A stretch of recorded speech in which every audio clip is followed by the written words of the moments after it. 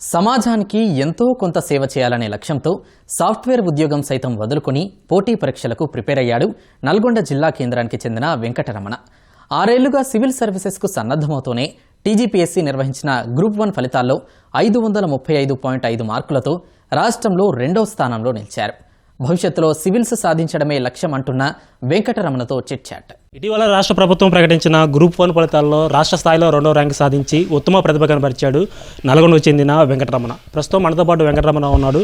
ఈ పోటీ పరీక్షలకు ఎలా సన్నద్ధమయ్యారు, 2వ ర్యాంకు ఎలా సాధ్యమైంది, మరిన్ని విషయాలు వెంకటరమణని అడిగి తెలుసుకుందాం. ముందుగా మీకు ఈటీ తరపున శుభాకాంక్షలు. రాష్ట్ర స్థాయిలో 2వ ర్యాంకు సాధించారు, ఎలా సాధ్యమైంది? ఫస్ట్లీ థ్యాంక్స్ అండి అందరికీ. ఇది 2వ ర్యాంక్ అనేది చాలా సంవత్సరాల నుంచి కష్టపడడం వల్ల నాకు ఇంత విజయం సాధించాను. ముఖ్యంగా దీనికి కారణమైన మెయిన్ వ్యక్తులు మా అమ్మ మా నాన్న. వీళ్ళ సహకారం లేకుండా ఉంటే కొంచెం ఇబ్బంది అవుతుండే నాకు. ముఖ్యంగా ఫస్ట్ తెలంగాణ రాష్ట్రం ఏర్పడ్డాక మొదటి గ్రూప్ 1లో స్టేట్ సెకండ్ రావడం చాలా ఆనందంగా ఉంది నాకు. ఓకే, అమ్మ నాన్నలు ఏం చేస్తుంటారు, మీ కుటుంబ నేపథ్యం ఏంటి? మా నాన్నగారు ఈడబ్ల్యూఐడిసిలో ఈగా విధులు నిర్వర్తిస్తున్నారండి. మా అమ్మగారు ఎస్జిటి ఆన్ముల మండలం. మా బ్రదర్ వాసుదేవ్ శ్రీనిధి కాలేజ్లో బీటెక్ 3rd ఇయర్.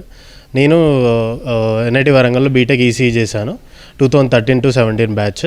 దాని తర్వాత 2 సంవత్సరాలు సాఫ్ట్వేర్ కంపెనీ క్యాప్జెమినీలో సీనియర్ సాఫ్ట్వేర్ ఇంజనీర్గా వర్క్ చేశాను. జాబ్ నుంచి రిజైన్ చేసి సివిల్ సర్వీసెస్ కోచింగ్కి స్టార్ట్ చేశాను 2019 నుంచి. 2022లో మనకి తెలంగాణ గ్రూప్ 1 నోటిఫికేషన్ పడడం వల్ల దానికి అప్లై చేసి అప్పటి నుంచి గ్రూప్ 1 మీద ప్రిపేర్ అవుతూ ఉన్నాను. పలుమార్లు వాయిదా పడ్డా కానీ ఈ సంవత్సరం కంప్లీట్ అయినాక స్టేట్ సెకండ్ ర్యాంక్ రావడం చాలా గర్వంగా ఉంది నాకు. అంటే బీటెక్ అయిపోయింది, సాఫ్ట్వేర్లో చేరారు, అయినా కానీ మళ్ళీ పోటీ పరీక్షలకు సన్నద్ధం ఎందుకు అయ్యారు? మళ్ళీ ఇటు ప్రభుత్వ ఉద్యోగం కావాలని ఎందుకు ఇటువైపు వచ్చారు? లక్షల్లో జీతం వచ్చినా కానీ ప్రతిరోజు నాకు అంటే పేద విద్యార్థులకు కానీ మధ్యతరగతి వాళ్ళకి కానీ ఏదైనా సహాయం చేయాలని ప్రతిసారి నాకు అనిపిస్తుండేది.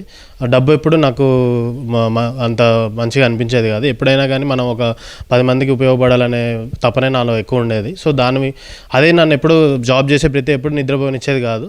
అది బయటకు వచ్చేసి కోచింగ్ స్టార్ట్ చేసినప్పుడు నేను ఏదో ఒకటి ఖచ్చితంగా అవుతాననే కాన్ఫిడెన్స్ నాకు ఎప్పుడు మా మమ్మీ డాడీ ఇచ్చేవాళ్ళు. దానివల్ల నేను ఇంకా చాలా స్ట్రాంగ్గా డెవలప్ చేసుకుంటూ నా స్కిల్స్ని ఇవాళ ఈ ర్యాంక్ సాధించడం అనేది, దాని ద్వారా నెక్స్ట్ వచ్చే జనరేషన్స్ తెలంగాణలో ఉన్న మన ప్రతి ఒక్క పేద విద్యార్థి అయినా కానీ బడుగు బలైన వర్గాలందరికీ చేతునిచ్చి మన తెలంగాణ నెంబర్ 1గా నిలబడమే నా ముందున్న లక్ష్యం అండి. అయితే మీకు గ్రూప్ 1 దీంట్లో మంచి ర్యాంక్ సాధించారు. అదేవిధంగా ఏ పోటీ పరీక్షలు మీరు సన్నద్ధమయ్యారు, మీకు ఎలాంటి ఉద్యోగాలు వచ్చాయి? జాబ్ చేసి బయటకు వచ్చాక ఓపెన్లో MA IGNOU university, Indira Gandhi national యూనివర్సిటీలో ఎంఏ పొలిటికల్ సైన్స్ చేశాను. దాని మీద ఫస్ట్ జూనియర్ లెక్చరర్ సివిక్స్ మీద ఎగ్జామ్ రాశాను. అది కూడా మొన్ననే వచ్చింది రిజల్ట్. మన మార్చి 12 సీఎం గారి చేతి మీద మనకి అపాయింట్మెంట్ రావడం జరిగింది. 24th మార్చ్ జేఎల్ సివిక్స్గా జహీరాబాద్ గవర్నమెంట్ జూనియర్ కాలేజ్లో జాయిన్ అయ్యాను రీసెంట్ 1 వీక్ బ్యాక్. అండ్ దాని తర్వాత డివిజనల్ అకౌంట్స్ ఆఫీసర్ అనే ఉద్యోగం కూడా వచ్చింది గ్రేడ్ 2. మొన్ననే రిలీజ్ అయిన గ్రూప్ 2 ఫలితాలలో కూడా 378 ర్యాంక్ వచ్చింది నాకు. సో ఈ 4 ఉద్యోగాలు ఇప్పుడు గ్రూప్ 1లో స్టేట్ సెకండ్, డిప్యూటీ కలెక్టర్ ఉద్యోగం వస్తుందని ఆశిస్తున్నాను. మొత్తం మీరు 4 ప్రభుత్వ ఉద్యోగాలు సాధించారు. అంటే మీరు ఈ రోజు ఎలా ప్రిపేర్ అయ్యేవారు, ఎలా సన్నద్ధం అయితే మీకు ఈ ఉద్యోగాలు అనేది సాధ్యమైంది? రోజు ఫస్ట్ ఇంకా జాబ్కి వెళ్ళినట్టే ఎవ్రీడే 8 o'clock షెడ్యూల్ స్టార్ట్ చేసుకునేవాడిని. మన అశోక్ నగర్లోనే ప్రైవేట్ స్టడీ హాల్లో వెళ్ళి కూర్చొని 8 o'clock నుంచి మార్నింగ్ 8 o'clock నుంచి రాత్రి 12:30 వరకు కంటిన్యూస్గా చదివేవాడిని, మధ్యలో బ్రేక్స్తోని. Every time first coaching civil services coaching 1 year తీసుకున్నప్పటి నుంచి నేను ఎవ్రీ సబ్జెక్ట్ని చాలా డీటెయిల్డ్గా మంచి స్టాండర్డ్ బుక్స్ తీసుకొని ఫౌండేషన్ కరెక్ట్గా సెట్ చేసుకున్నాను. దాని తర్వాత మల్టిపుల్ రివిజన్స్ అవే బుక్ చేయడం వల్ల ఇది సాధ్యమైంది. అండ్ నాకు ప్రతి సబ్జెక్ట్కి ఒక నోట్స్ ఉండే. మన గ్రూప్ 1 ఎగ్జామినేషన్ అయినా కానీ యూపీఎస్సీ కానీ ప్రతి సిలబస్ కాపీలో ఉన్న ప్రతి లైన్కి నా దగ్గర నోట్స్ ఉండే. దాన్నే మల్టిపుల్ టైమ్స్ రివిజన్ చేయడం వల్ల నేను మంచి ఆన్సర్స్ రాయగలిగాను. అలానే కొన్ని క్వశ్చన్స్ నేనే కరెక్ట్ చేయడం, నేనే ఫ్రేమ్ చేసుకోవడం, మళ్ళీ దానికి మోడల్ ఆన్సర్స్ నేనే రాయడం వల్ల నాకు ఇది సాధ్యమైంది. ఈ స్టేట్ సెకండ్ ర్యాంక్ కొట్టడం అనేది సాధ్యమైంది. అదేవిధంగా ప్రస్తుత రోజుల్లో ప్రభుత్వ ఉద్యోగం సాధించడం అంటే చాలా కష్టతరమైన ప్రక్రియ. అయితే యువత ఎక్కువ మంది కూడా కోచింగ్ తీసుకుంటూ నిర్విరామంగా పోరాడుతున్నప్పుడు కూడా ఈ ప్రభుత్వ ఉద్యోగాలు సాధ్యం కావట్లేదు. అయితే ఎలా ప్రిపేర్ అవుతాయి, ఎలా సన్నద్ధమైతే ఈ ప్రభుత్వ ఉద్యోగాలు సాధ్యమవుతాయి? గ్రూప్ 1, గ్రూప్ 2 అండ్ మన తెలంగాణ పరీక్షలు మీ అందరికీ తెలిసిందే కొన్ని కోర్టు కేసుల ద్వారా వివిధ కారణాల వల్ల క్యాన్సిల్ అయ్యాయి. ముఖ్యంగా విద్యార్థులు అనేవాళ్ళు ఓన్లీ వాళ్ళ ప్రిపరేషన్ మీదనే దృష్టి పెట్టి వేరే ఇతర వ్యాపకాలు తగ్గించుకుంటూ ఓన్లీ వాళ్ళు చదివే దాని మీదనే కాన్సన్ట్రేట్ చేసి ఎగ్జామ్స్ ఎలా రాయాలనే దాని మీద ఒక నిశ్చితమైన ప్రణాళిక వేసుకొని దాని ద్వారానే ఫాలో అయితే ఖచ్చితమైన గెలుపు అందరికీ సాధ్యము.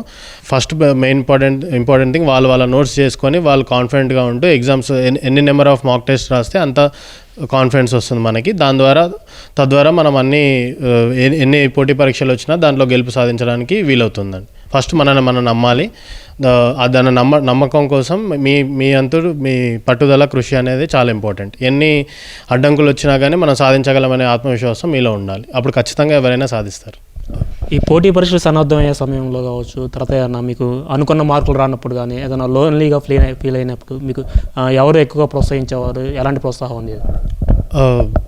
లోన్లీగా ఫీల్ అయినప్పుడు ముఖ్యంగా మా అమ్మ నాన్న ఎప్పుడు ప్రతిరోజు నన్ను ప్రోత్సహించేవాళ్ళు.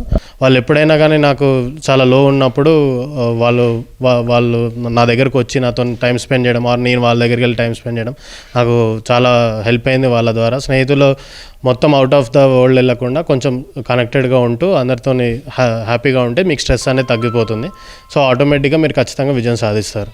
ఎందుకంటే ప్రతిసారి మనకి సక్సెస్ అనేది రాకపోవచ్చు, కానీ సక్సెస్ రాకున్నా కానీ ఫెయిల్యూర్స్ వచ్చినా మళ్ళీ మనం దాన్ని స్ట్రెంత్గా తీసుకొని మళ్ళీ ముందుకు సాగుతూ అందరి సహకారంతో ముందుకు వెళ్తే ఖచ్చితంగా అందరూ సాధించగలరు.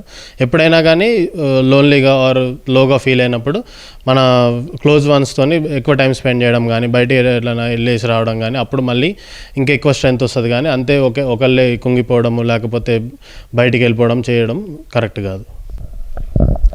ప్రస్తుతం మనతో పాటు వెంకటరమణ తల్లిదండ్రులు ఉన్నారు. వారిని అడిగి తెలుసుకుందాం.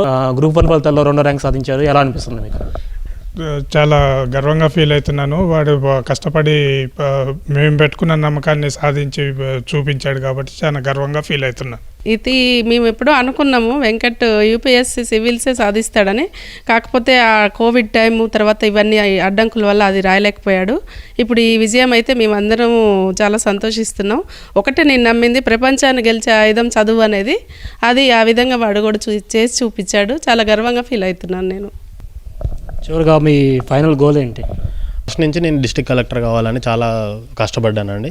అది త్వరలో అవ్వడానికి నా డ్యూటీని సక్రమంగా చేసి మన తెలంగాణ రాష్ట్రాన్ని ఇంకా ముందుకు తీసుకెళ్ళి భారతదేశంలో నెంబర్ 1గా చేయడమే నా అంతిమ లక్ష్యం. ఇది మొత్తంగా కూడా రానున్న రోజుల్లో కలెక్టర్ కావడమే తన లక్ష్యం అని చెప్పి వెంకటరమణ చెప్తున్నారు. కెమెరామెన్ జనార్దన్తో ఈశ్వర్, ఈటీవీ న్యూస్, నల్గొండ.